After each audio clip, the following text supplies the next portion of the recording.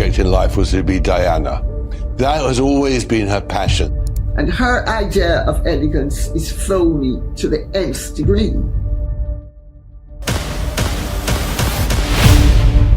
The obvious reality that my sister wasn't around anymore, and I wanted to speak for her honestly and truly and fully. And that was it, really. That's all I tried to do. 30 years of silence. Not a single interview. Not a memoir. In fact, in the final paragraph, I'd run out of energy and almost out of oxygen. I know it sounds rather overdramatic, but... Not a memoir.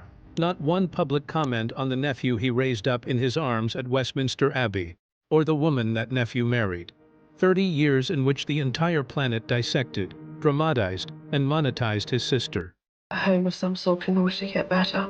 I was almost an embarrassment. While he stood behind a locked gate in Northamptonshire and said nothing. Then a courier arrived at Althorp with a proposal, and Charles Spencer, the 9th Earl Spencer, the man who has guarded Diana's private world with an almost monastic discipline, finally had something to say. Wonderful person we just lost. And if in comparison to that, other people felt badly about it, well, that was really not my issue. I was trying to just be loyal to Diana. His answer, according to recent reporting, was a flat, unambiguous refusal. No negotiation, no counteroffer, no let's talk, just no. And in a man defined by silence, that single word hit the royal world like a thunderclap. Within days, royal experts were dissecting what it meant. Because this was not simply a documentary deal falling through. This was something far more loaded. This was the last blood guardian of Diana's memory. The princess, who spent her life in the relentless glare of the public eye, died in a speeding car in Paris, apparently trying to evade pursuing photography.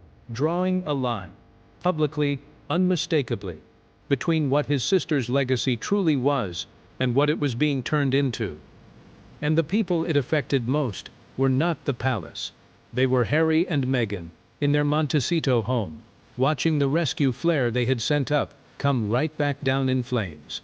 Stay with me, because this story moves through time, through grief, through jewelry, through a confession, and through one of the most closely guarded private archives in the modern royal era. And by the end of it, you will understand why the man who never speaks just delivered the loudest verdict of the Sussex saga. The man who disappeared. To understand what Charles Spencer did with that proposal, you first have to understand what kind of man was holding it. Most people who know the name Charles Spencer know exactly one moment. The 6th of September, 1997, Westminster Abbey.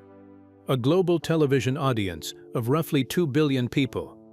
A young man in a dark suit at a lectern, his voice controlled, but his eyes carrying something raw, something that had no business being restrained. And then the words came. He spoke about his sister as a very British girl. He spoke about her laughter, her naturalness, the genuine quality of her compassion. And then he made the promise, the one that echoed out through the nave, pulled applause in from the streets outside, and stopped every person in that building cold. He promised that Diana's sons would be shielded from the cold, dysfunctional machinery that had chewed their mother apart. He promised that her blood family, the Spencers, would never allow the institution to swallow them the way it had swallowed her. He said it directly, from that lectern, to the Queen's face, to Prince Philip's face, to the future king sitting just a few feet away. He didn't flinch once, and then he walked back to Althorp and, for the most part, disappeared. That is the foundation. That long, deliberate, almost eerie invisibility is exactly what gives his recent actions such extraordinary weight. We live in a media culture built entirely around Diana's image. Her face appears on magazine covers, on stamps, on memorial merchandise, on streaming thumbnails. She is one of the most commercially reproduced figures in the history of celebrity. And through all of it, Charles Spencer has never once opened the vault, never sold the archive, never given the interview that cracks even an inch of it open, never licensed the grounds at Althorp for anything beyond what he felt was appropriate. The world has had decades to wonder what is in that archive. Handwritten diaries, home movies, privately taken photographs from her childhood, from ordinary family days that were never meant to be extraordinary.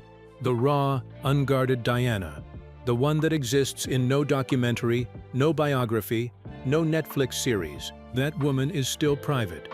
She survives only because one man kept saying no. What makes that discipline genuinely remarkable and genuinely rare is that the financial incentives to do the opposite have never been small.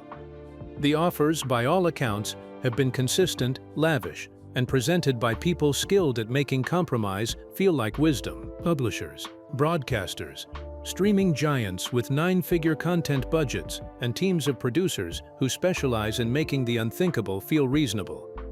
The pitch is always some version of the same thing. The world deserves to know her properly. You can control how it's done. You can shape the narrative. Better you than someone who gets it wrong. And Charles Spencer, for 30 years, has responded to every version of that argument with the same answer. He does not need the money. He does not need the profile. And he does not believe the world's desire to consume Diana is the same thing as the world's right to consume her. That is a distinction almost no one else in this story has been willing to make. And it is the distinction that defines everything he has done since that abbey. So the real question, the question royal experts have been sitting with, is what was in that proposal that made him say no so loudly that the world heard it? And who sent it? It began the way so many things in this family begin, with something small, beautiful, and apparently innocent. The royal wedding, May 2018. The evening reception. Meghan Markle arrived wearing Diana's aquamarine ring, that distinctive, pale blue stone, recognizable to anyone who had ever followed Diana's story. From where Charles Spencer sat watching, it likely felt tender. Someone new, someone his nephew clearly adored, choosing to carry Diana into the biggest night of her life. It felt like remembrance. It may even have felt like family. But then came the butterfly earrings, then the Cartier watch, then the gold bracelets, piece by piece, item by item. Each belonging that had once been Diana's surfaced on Meghan at precisely the moments where a photograph was not just likely, but absolutely guaranteed. Major public events, choreographed arrivals, maximum lens coverage. Now, and this needs to be said clearly, no one can prove the intention was anything other than genuine tribute. Grief is complicated, and Meghan had married into one of the most emotionally complex families in history. Wearing your late mother-in-law's jewelry is not evidence of strategy. It is, on its own, a perfectly human thing to do. But sit with the harder question. When does tribute become a pattern? When does pattern start to look like a deliberate choice? Once is tribute, twice is habit. Every single time, at precisely the moments designed for maximum camera coverage, starts to look like something else entirely. And the man at Althorp was paying attention. He was cataloging every frame. Because these items were not just jewelry, they were pieces of Diana's story, and they were being placed in someone else's narrative without a single conversation with the person who holds the originals. It is worth pausing on what those items actually represent in the context of Charles Spencer's guardianship. Diana's jewelry was not simply personal property passed to Harry. It was, and remains, in the minds of those closest to her, a physical extension of the woman herself. These were objects she chose, touched, wore on her most significant days. They carry a kind of biographical weight that transcends their material value. And when they begin appearing in a carefully managed visual campaign, styled for photo shoots, timed to announcements, placed against Californian light for maximum warmth and impact, the person watching from Althorp is not seeing grief, he is seeing inventory. He is seeing someone else's assets being converted into someone else's brand without so much as a phone call to the estate. Keep that thought, because the jewelry was only the opening act. Oprah Echo. March 2021. The Oprah interview. The entire planet watched it. But picture it the way Charles Spencer reportedly watched it. From the same house where Diana grew up. From the rooms where he and his sister ran as children. The setting was golden and intimate. Low light, soft furnishings, the architecture of confession rather than confrontation. One woman, one sympathetic interviewer, one institution that had, she said, silenced her, dismissed her suffering, and left her isolated with nowhere to turn except directly to the public. If you know your royal history, the recognition hit you immediately, because that is almost beam for beam the structure of Diana's 1995 Panorama interview. Here is why that matters so profoundly. A royal wife, isolated inside the institution, speaking of a palace apparatus that was deaf to her pain, every internal door closed. So she goes over its head, straight to the nation, through a single trusted interviewer. The lighting rhymes. The casting rhymes. The grammar of victimhood rhymes. The setting, the tone, the emotional arc, all of it rhymes. Except for one critical difference, and it is the most telling detail in the entire comparison. Diana gave her 1995 interview while she was still trapped, still inside the system. No exit in sight, no resources beyond what the institution allowed, everything to lose. That interview was a genuine cry from inside a locked room. The 2021 version was filmed from a villa in California. After the exit, with a production apparatus already in motion, a streaming empire already in development, a brand already taking shape, the original was distress. The remake, whatever else you believe about it, was a launch. And watching it from the Althorp sitting room, Charles Spencer did not experience that hour as tribute, but to understand why it cut him so deeply, why it crossed a line that the jewelry had only approached. You have to know a secret about this man, one that most mainstream royal coverage never touches. The secret guilt. This is the part of the story that changes everything. By long-standing, well-documented accounts, it was Charles Spencer himself who first brought his sister into contact with Martin Bashir, the journalist behind the 1995 Panorama interview. He believed he was doing something helpful. He had been shown documents, bank statements as far as he knew, evidence he had been told that people close to Diana were secretly being paid to spy on her, that she was surrounded by informants, that those she trusted most were being financially rewarded to betray her. He opened the door, and we now know, through a formal inquiry led by Lord Dyson, a former Supreme Court justice, exactly how those documents were obtained. They were forgeries, fabricated from scratch, fake bank statements designed to convince a frightened, isolated woman that everyone around her was an enemy, that her only safe move was to sit in front of a camera and bleed for the nation. Diana's vulnerability in that interview was not a side effect of the broadcast. Her vulnerability was the product. The manufactured distress was the point, and her younger brother, deceived by the same fake documents, had unknowingly held the door open. The inquiry found that the forgeries had induced him into arranging the meeting. The BBC's Director General issued a personal apology to him directly. Think about what that does to a person. You spend your entire adult life believing you are your sister's protector. You stand in Westminster Abbey and tell 2 billion people that you will shield her sons. You carry that vow as the defining act of your life. And then, decades later, you discover that the single most psychologically damaging media event of her existence, the interview that exposed her innermost pain to a global audience that consumed it like entertainment, walked in through a door you were tricked into, opening. By every account, everything Charles Spencer has done since is an act of quiet, relentless atonement. The sealed archive, the year-after-year refusals, the decision to bury Diana on the island at Althorp rather than surrender her to any institution, the home movies that no one outside the family has seen, the handwritten diaries that no one outside the family has read. He has been making absolutely certain that nothing like Panorama can ever happen to Diana again. Not in life.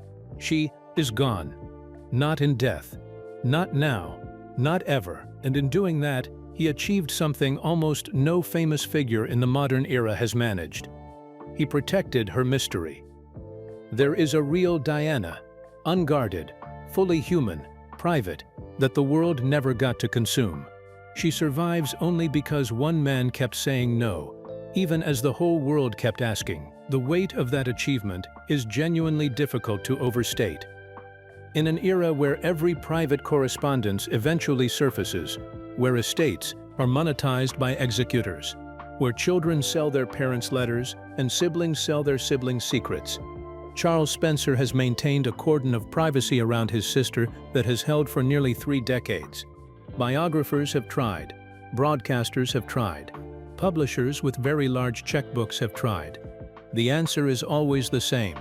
You would not find a comparable archive, this carefully protected, this long undisturbed, belonging to anyone of Diana's cultural magnitude, anywhere in the world.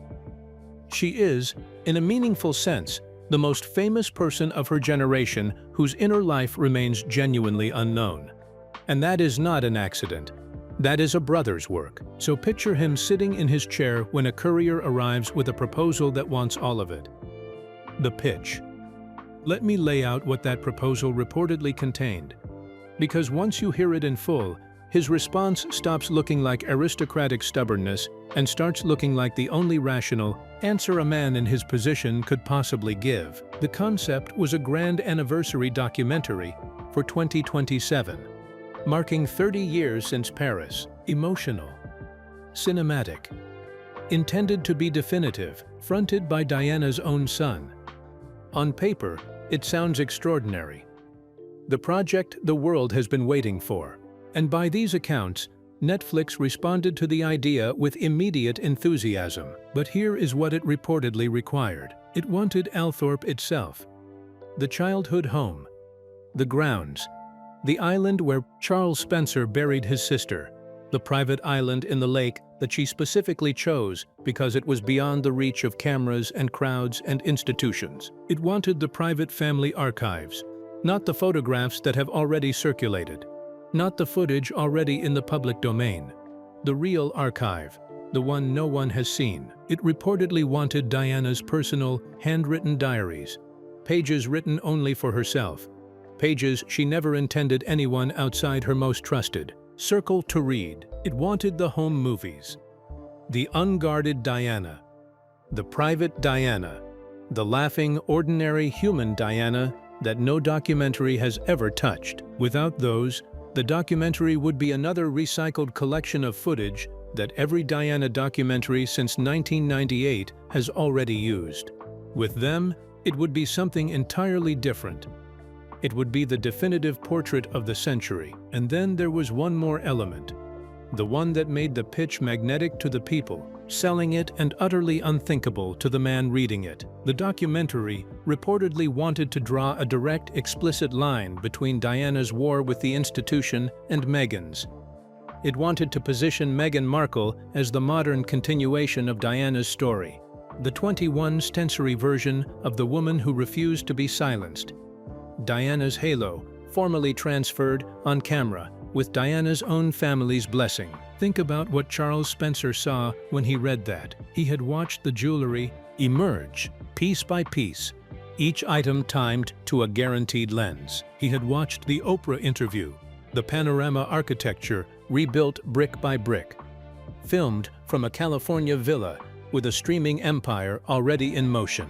He had watched a documentary series in which a couple fleeing the press framed themselves as hunted by the same machinery that had destroyed Diana, without a single phone call to Althorp before filming began. And now they wanted the originals, the diaries, the island, the home movies. The halo fitted to a new head. According to the reporting, he shut it down completely, refused any access to the archive. And here is the detail that royal watchers keep returning to. He did not call a press conference. He gave no interview. He released no statement. He did not say a word to a camera. He simply closed the door, and in closing it, made his position unmistakable to everyone paying attention. For a man who had guarded that silence for 30 years, the refusal itself was the loudest thing he had ever said outside Westminster Abbey. Why experts responded the way they did. Within days, according to recent reporting, royal commentators were framing the refusal in terms far beyond a failed business negotiation. Some called it a verdict. Here is why that framing matters. Consider the architecture of power in this story. Prince William has reportedly been privately unhappy for years about the way his mother's image has been commercialized. He watched the streaming series. He watched the Oprah interview. He has eyes, but look at his position. He is the future king. Every move he makes carries institutional consequence. He cannot publicly block his own brother's projects without manufacturing a headline about palace censorship and a family at war. The moment the institution intervenes, it reads as the establishment protecting itself, the same establishment Diana spent her life fighting. When the palace blocks something, it is the machine defending the machine. But when Diana's own brother refuses, the man who stood in that abbey, who made that vow, who has blood ties to both princes and no office to protect, that is something completely different. That is family honor, and nobody in the Sussex communications apparatus can spin it. There is only one person in this entire story with standing, credibility, blood connection to Diana, and absolutely nothing to gain from saying no. No palace role, no institutional loyalty, no public image to protect, no book to sell. The one person who could draw this line without it being weaponized against the crown was the one person who never needed to speak to anyone, and royal watchers noticed. Some reportedly framed it as the most significant act by anyone connected to Diana in years, not because of what it revealed, but because of what it refused to reveal. Others called it a quiet act of war. What no one called it, and this is the telling detail, was a surprise. The people who track Charles Spencer's movements, who understand the architecture of his silence, who have followed the 30-year pattern of refusals, not one of them expressed shock. The surprise, if there was any, was that the proposal was made at all, that anyone in Montecito, with even basic research available to them, looked at this man's 30-year record and concluded that this time would be different. That grief, or blood, or the weight of a Netflix contract would open what every publisher, every broadcaster, every documentary maker had failed to open. That said something, perhaps the most revealing thing of all, about the state of judgment inside the Sussex operation at the moment the courier was dispatched. Either way, the man who never speaks had finally been heard. What this means for the Sussex operation. To understand why that documentary mattered so desperately, you have to look at where Harry and Meghan's media empire actually stood heading into 2026. It is not a flattering picture. The lifestyle series with love, Meghan, the flagship project that was supposed to consolidate her brand and establish her as a cultural voice in her own right, became the iceberg it was meant to avoid. The Times gave it 2 stars and described it, in a phrase that has become something of an epitaph, as surely dull. The Telegraph also landed on 2 stars, characterizing it as an exercise in narcissism padded with extravagant brunches and branding exercises. And then came The Guardian, a publication that had long been sympathetic to Meghan, no friend to the monarchy, the outlet most predisposed to give the series a generous reading. It awarded a single star. Netflix's own internal rankings for the back half of 2025 reportedly placed the series at number 1,217. When the entire spectrum of press coverage, from the sympathetic left to the skeptical right, converges on the same verdict, that is not a review problem. That is a product problem. And here is the single detail that sharpens that picture most sharply. The couple's debut documentary, the one about their royal exit, their relationship, their decision to step back, remains one of the most watched debuts in Netflix's history. Everything produced since has met steadily cooler responses. The message from the numbers could not be clearer. The world is not buying Meghan's lifestyle brand. The world is buying royal wounds. The only Sussex product that has ever truly sold is proximity to the crown and proximity to Diana. With the Spotify deal long gone, the American Riviera Orchard venture stalling, Netflix having walked away from the As Ever brand, the documentary was never a passion project. It was a rescue flare, and the man at Althorp let it burn out without touching it. The unlicensed currency. Strip the emotion out for a moment and look at this purely as a question of assets. When Harry and Meghan stepped back from their working royal roles and moved to California, they had to build a commercial life from what they held. What they held was significant: fame, profile, and access to a story that the world could not stop consuming. But the most valuable asset, the one that sat at the center of every product, every pitch, every streaming concept, was Diana. Her image, her mythology, her martyrdom. In business terms, the Sussex operation has been trading on a brand without a license, because the actual license holder, the keeper of the archive, the owner of the originals, the man with blood authority over how Diana's private self is used, is a 62-year-old man in Northamptonshire, whom, according to available reporting, nobody in Montecito appears to have consulted before making any of these decisions. Watch the ledger accumulate. The aquamarine ring, warmly received, widely covered, the earrings, the watch, the gold bracelets, each to a guaranteed camera, the Oprah interview, the panorama architecture rebuilt, panel by panel, with California sunlight replacing the BBC studio. 2022 onwards. The streaming series, Diana's Tragedy, converted into their origin story, her death reframed as the wound that created their justification. And finally, 2026. The request for the vault itself. The diaries, the home movies, the island, the halo transferred. They began by borrowing her jewelry. They ended by asking for her soul, each withdrawal larger than the last. Each one made without a word to the man who holds the account. And the final withdrawal, the biggest of all, bounced. The fracture that hasn't moved. Now let us look at where things actually stand. Because the royal family's internal landscape is important context here. By recent accounts, there may be some appetite, cautious, fragile, extremely limited, for a partial thaw with Harry. A degree of private communication, a tentative acknowledgement that the relationship is not entirely beyond repair. But that appetite reportedly extends almost nowhere where Meghan is concerned, and sources close to the family have reportedly been consistent about why, reducing it to a single word: trust. There is none. The family's deepest stated concern is reportedly not Meghan's criticism of them, not her anger, not her public characterization of the institution. It is her content calendar. The worry that any private conversation, any dinner, any honest exchange, any moment of genuine family connection becomes raw, material, filed, packaged, positioned, and shipped as the next streaming product. That is the real inheritance of this saga.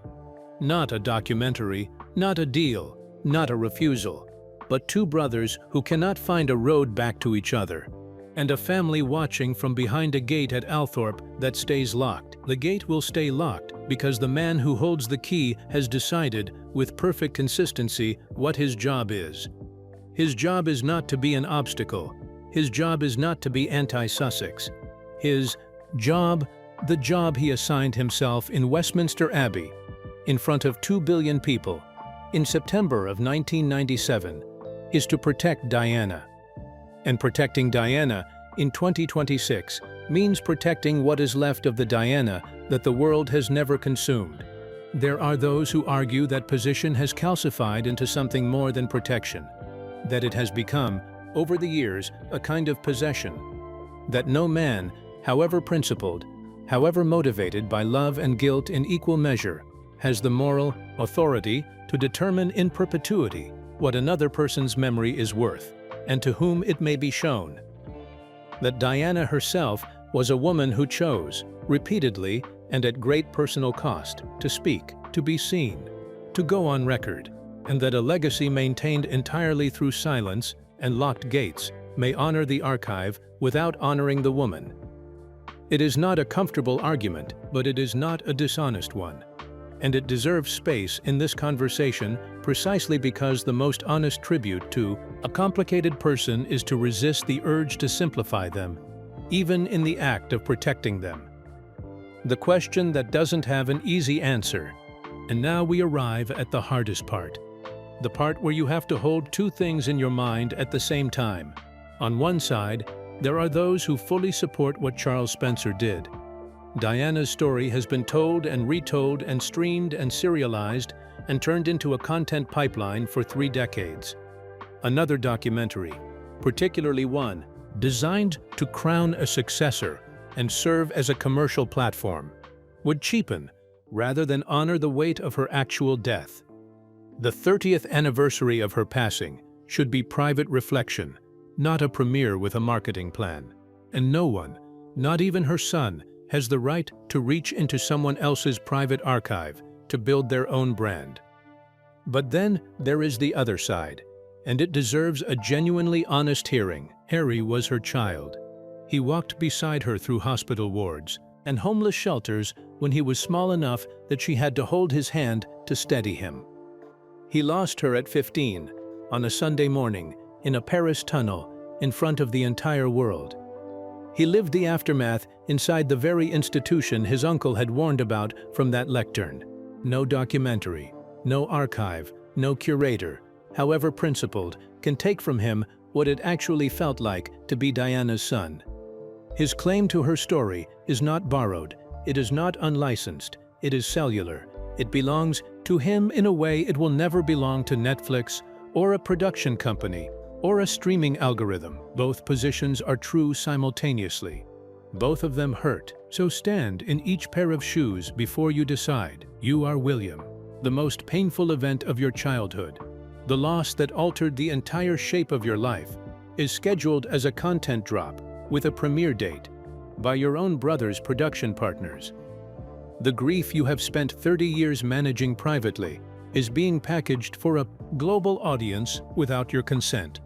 And there is nothing you can do about it that does not make the headline worse. Now you are Harry, the story of your own mother, the woman who pulled you by the hand through places that were designed to show you what your privilege was actually for, is being treated as property that belongs to gatekeepers and institutions rather than to the boy who was there.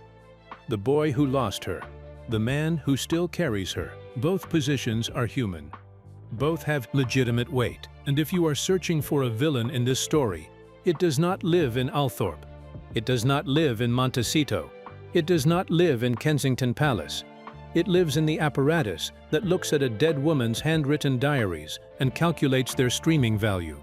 It lives in the machinery that wraps itself around grief and converts it into quarterly targets and launch windows and brand extensions. That is where the problem lives. Not with the son who wants to tell his story. Not with the uncle who refuses to open the vault. With the industry that turns both of their pain into product and calls it tribute. And I can assure you that this is not the end. If anything, this is just the beginning, and we are just getting started. Here is the question I want you to carry out of this video. Is it ever right to spend Diana's legacy as currency, even by her own son?